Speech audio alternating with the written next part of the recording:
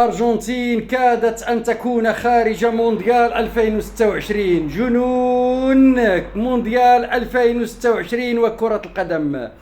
فعلا كادت الرأس الأخضر، هذه الدولة الصغيرة جدا بأقل من 4000 كيلومتر مربع، أن تقصي الأرجنتين. فأثبتت كرة القدم بأنها لا تعترف أبدا بالألقاب ولا بالأسماء، تعترف فقط بالمجهودات والدفاع والروح القتالية في أرضية الميدان.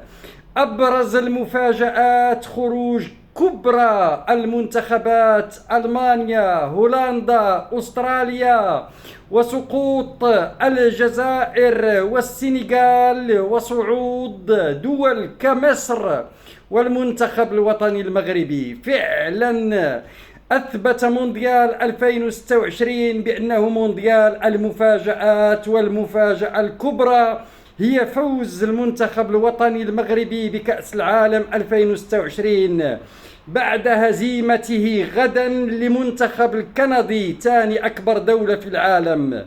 صدقوا أو لا تصدقوا، كل شيء متاح، والطريق معبدة أمام كتيبة وهبي لتسجيل وتحقيق التاريخ وكتابة تاريخ كرة القدم بمداد مغربي.